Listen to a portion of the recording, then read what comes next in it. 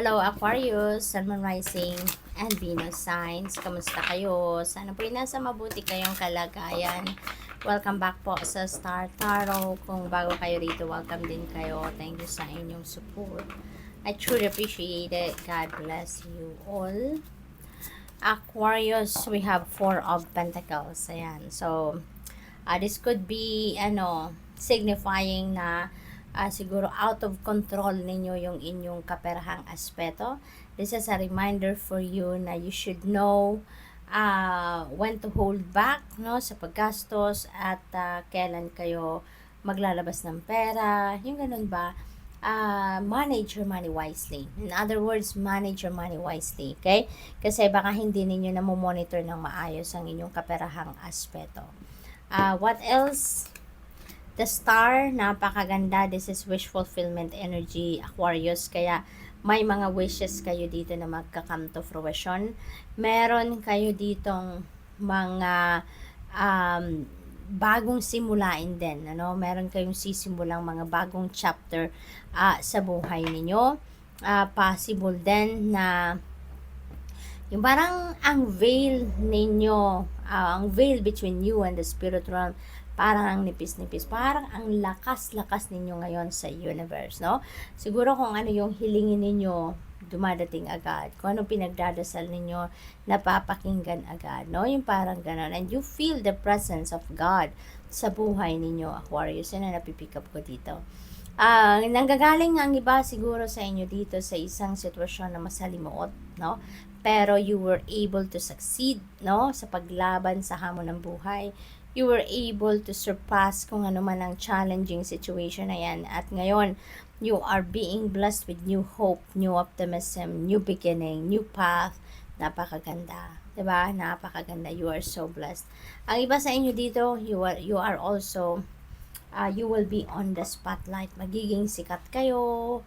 Mas marami na ngayon ang tatangkilik sa inyo. Marami nang magpa-follow sa inyo. Yung ganon.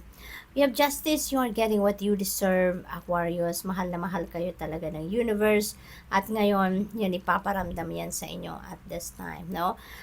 Kung anong para sa iyo, yan ang ibibigay sa inyo. Tutulungan kayo ngayon ng universe na maging balanse, maging mas maayos na in order ang takbo ng buhay ninyo, yung ganon. At saka, isa pa dito, Aquarius, kung meron kayong pinaglalaban sa korte, no? If may mga kaso, katulad na lamang siguro ng child custody, annulment, mga ganon,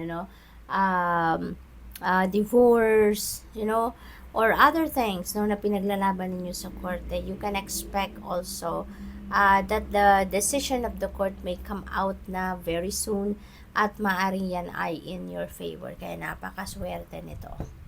What else? We have King of Cups. Ayan. So, you are going to embody siguro the energy of King of Cups sa ngayon, which is very friendly, very calm, very compassionate, loving, helpful, supportive, yung mga ganon. So, siguro, mararanasan yan, no, ng mga tao sa paligid ninyo. Kasi maaaring merong mga tao dito na lalapit sa inyo at hihingi ng tulong, hihingi ng inyong assistance, at your compassion will be on display. Ipapakita ninyo yan, mararamdaman yan ng mga taong lalapit sa iyo na humihingi sa inyo ng support, humihingi ng tulong, or any kind of assistance.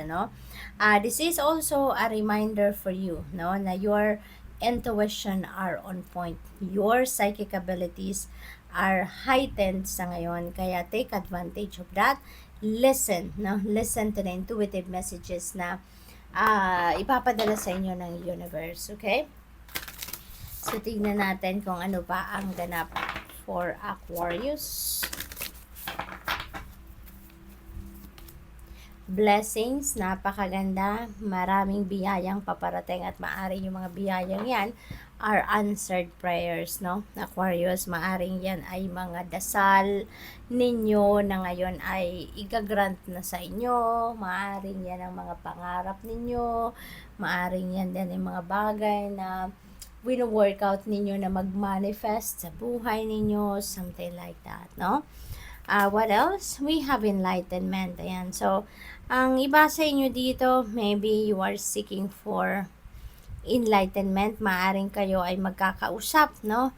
Ng kung sino man na siguro,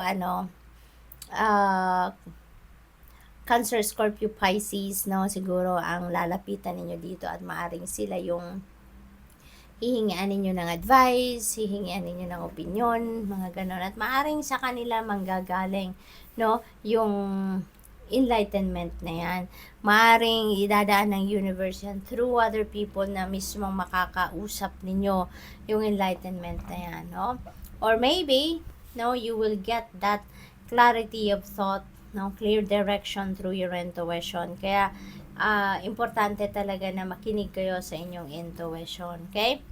Thriving, yan, may mga opportunities dito, Aquarius, na mabibigyan kayo ng pagkakataon para kayo ay mag-grow, mag-thrive, no, at mag-evolve into the best version of yourself.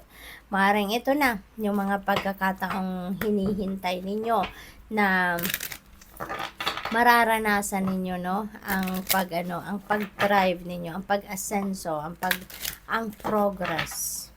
What else? We have purpose. Ayan, I know what I am here to do. You know pretty much kung ano yung purpose ninyo sa buhay.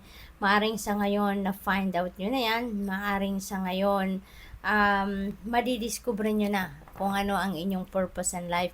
At maaring yan ang isa sa mga gusto ninyong magkaroon kayo ng kalinawan if you are going for it sa ngayon. Ito na nga ba? Baka ang napipick up ko dito, gusto nyo siguro ng confirmation, no, from the divine. Kung ito ang akala ninyo na purpose ninyo ay ito na nga ba talaga ang inyong purpose, no? We have gratitude. Ayan, so maybe you will learn to be grateful na sa ngayon of all the blessings na dadating sa buhay ninyo, Aquarius. Maybe there is also a realization na magpasalamat nga kayo. Be grateful of all the blessings na binibigay sa inyo ng universe. Magpasalamat kayo sa bawat biyayang dumadating, Maaaring you're really going to project your gratitude attitude from here on. Change, merong mga pagbabago na mangyayari talaga sa buhay ninyo sa ngayon. Maaring yan ay dahil sa desisyon ng korte, no, regarding sa kung ano man ang concerns ninyo sa korte. Maaring yan ay dahil dito sa star energy, meron kayong new beginnings, 'di ba? Meron kayong tagumpay, nanggagaling kayo sa isang tagumpay. Kaya maaring sa ngayon, you are going to head towards a new situation dito dahil merong ang bagong beginning, 'di ba, na naghihintay sa inyo. At dito sa pagta-thrive ninyo, you are also up for progress. You are up for change sa buhay. Kaya good luck.